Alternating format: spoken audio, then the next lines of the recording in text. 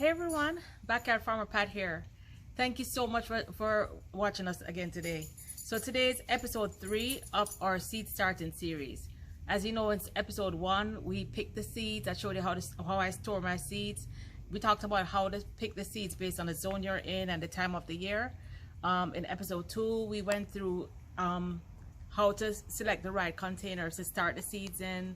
I showed you how I make my own seed starting mix, or you can buy the seed starting mix from Walmart or another store.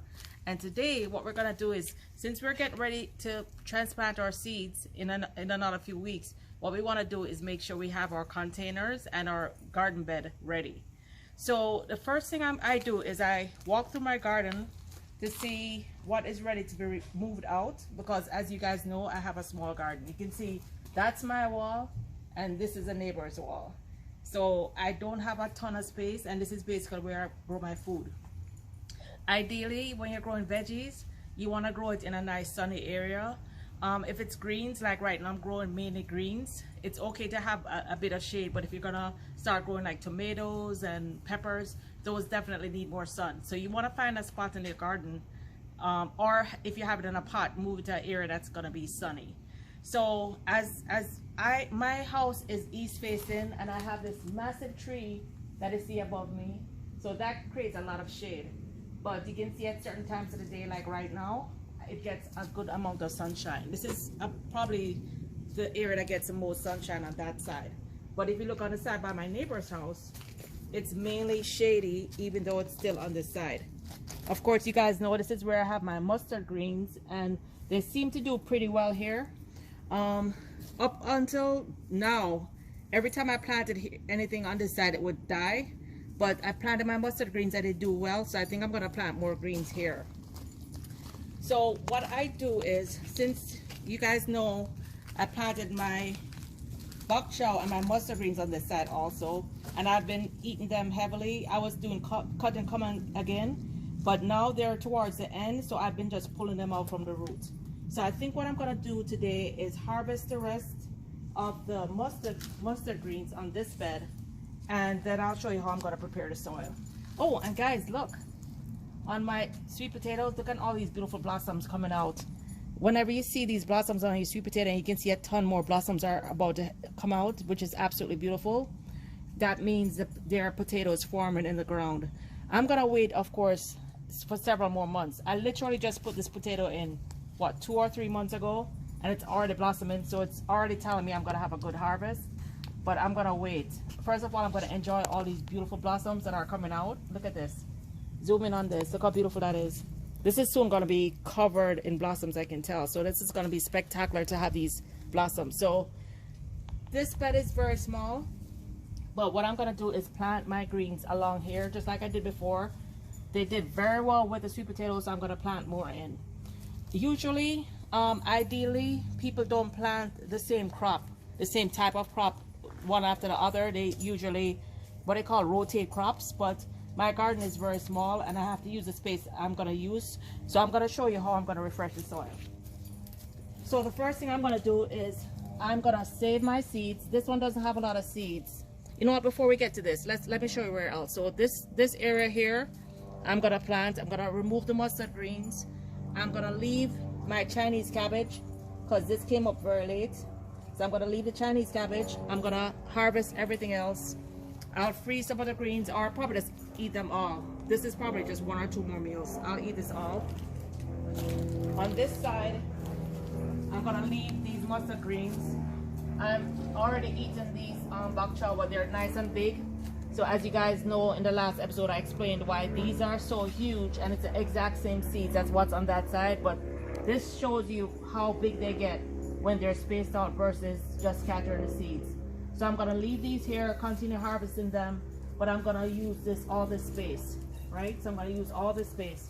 And what I've done throughout the year, sometimes I take garden scraps and just throw in here, so I know that this soil is super rich, but it's kind of compacted right now.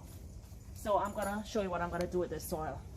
I'm gonna go through, clean up all the weeds growing along here, clean up there's not many weeds, but I'm gonna clean up these weeds. I'm gonna get rid of this plant. This is a flowering plant that I planted. It's to bring pollinators, but because it's so shady in this spot, it hardly ever flowers. So it gets huge every year. This is what a flower should look like, and it should be covered in flowers if it does in a sunny area. But because it's not a sunny area, it barely flowers, so it's not really serving any purpose. So I'm gonna take this out and use this area for food, for planting food. I love flowers, but I love food more.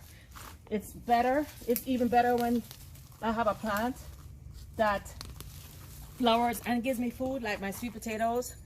I can eat the greens. Sweet potatoes to me is just like the ideal food. You get all the nutrition and the calories from those delicious potatoes. You get the nutrition from those greens that is even more nutritious than spinach, and you get to enjoy the beautiful flowers. Anyway, I digress. So what I'm gonna do, I'm gonna pull all these little weeds here. I'm gonna use this area to plant more greens. Look on this side. I hope this is not gonna be a bad sign, but I had stuck a couple little bok chow on this side the same time I stuck those on that side. Hardly any sun gets on this side, and you can see they barely grew, and even though these were put in at the same time. So this tells you how critical it is to pick the right area. I'm still gonna try adding soil and seeing if I can get things to grow on this side. The good thing is each of these seeds cost me less than 2 pennies when you really think about the cost, so it doesn't hurt to try. At the most I'll get some microgreens. This is my moringa, so I'm gonna leave this here. These are some, I think these are periwinkles for sure, which is a flower that I love. This is a ground orchid. I'm gonna transplant these into another pot. This, I don't know if it's a periwinkle, but I'm gonna transplant it also. It kind of looks different. I'm gonna transplant these in a pot so this whole area will be food. I also got this cheap container that was sitting around the yard.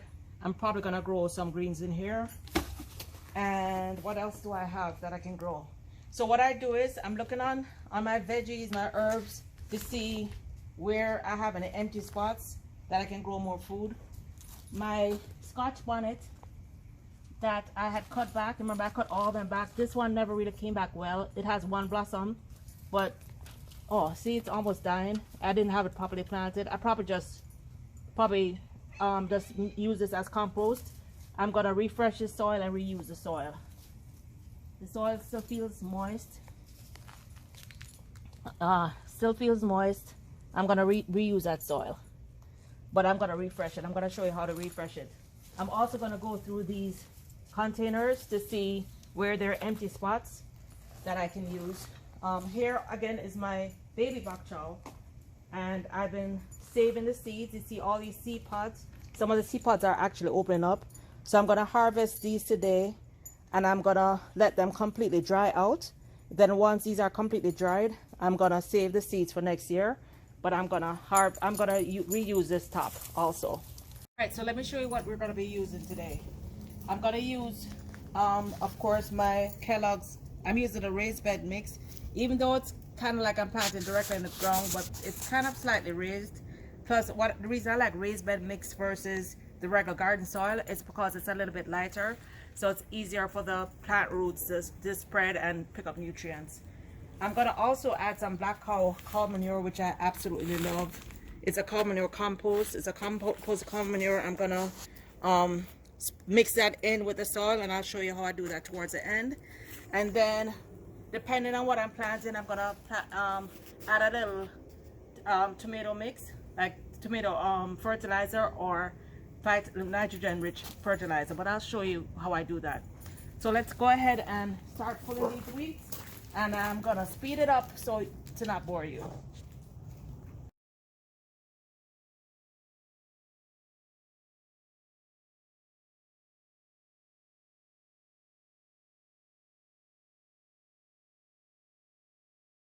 All right, so I just finished harvesting the last of the mustard greens and the bok chow on this side. I pulled out all the roots. It's important to pull out the roots so it doesn't grow back. And you can see I left a couple, just sitting here, a couple healthy leaves just sitting here. What I like to do is, as long as the leaf is healthy and doesn't have any disease, I usually work some back into the soil because it will break down and feed the worms, and also provide nutrition for the next crops that I'm planting. I don't go overboard, but I leave some here. I also, this is gonna be my first time trying this. It's Dr. Earth tomato, vegetable and herb, and it's supposed to really build up the soil. So what I'm gonna do is, since I'm reusing the soil, I want to make sure that I build it up and that it's healthy. So it says 1 1/3 cups per 10 square feet of growing area. So this is probably 5 square feet of growing area. So I'm gonna use 2/3 cup over here. And then on this side, what I'll do is, since I'm doing it directly in the ground, this looks like a little over 10 feet. So I'll use like 1.5 cups over here. For the containers, it says 1/3 cup per 5-gallon container. So I will make a 5-gallon bucket and then fill these in. I'll probably just lightly sprinkle it in here. So what I'm gonna do to refresh my soil, I'm using my favorite that you guys know, Kellogg's raised bed and potting mix. I'm gonna use this in the garden itself, and this is really good for planting vegetable, herbs, annuals, perennials. I always recommend organic. This is an all organic material. I don't like to use the chemical fertilizers, but I prefer organic, so this is it. It has peat humus, it has compost, perlite, core. It has everything in there. Plus it has a whole lot of fertilizers. I mean, like manures and stuff. Even though it has manure, I'm gonna also add half a bag of cow manure. So this is 1 bag of this, of the Kellogg's mix, with half a bag of cow manure compost. I'm gonna use half a bag here. I'm gonna mix them in. And then what I'm gonna do, instead of mixing the organic mix into the soil, which is what I normally do, I'm gonna sprinkle it on the garden first and then mix it in. Oops. Let's get this open.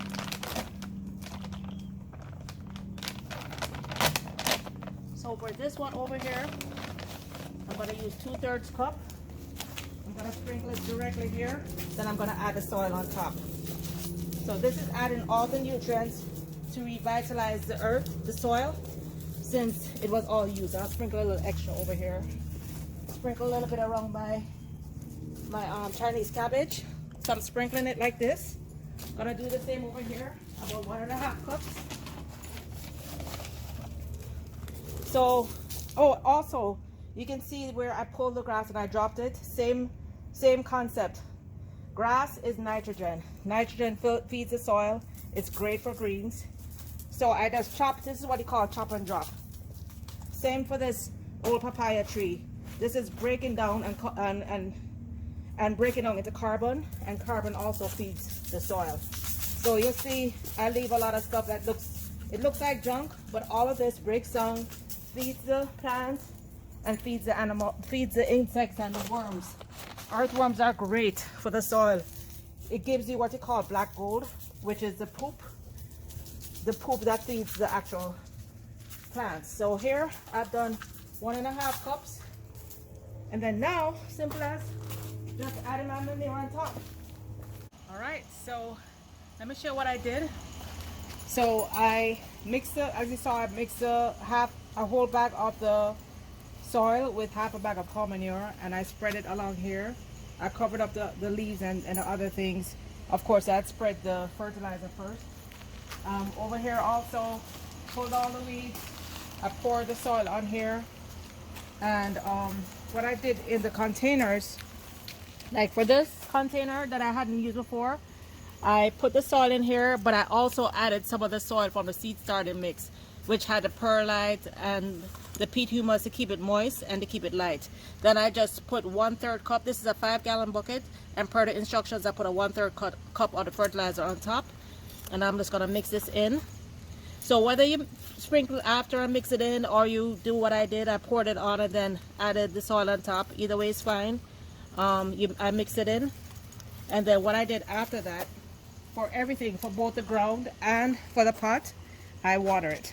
So even though there isn't a plant, remember our soil is living soil. It has earthworms. It has, you know, it needs the moisture in it to activate the fertilizer for the earthworms to survive. I added some of course compost, some of the leaves I put back in. That's going to feed the earthworms. I did the same over here. What I did for all of these containers, I pulled out all the roots of the plants that were done. For the containers I had like a ton of roots, I just emptied that soil and added all fresh soil.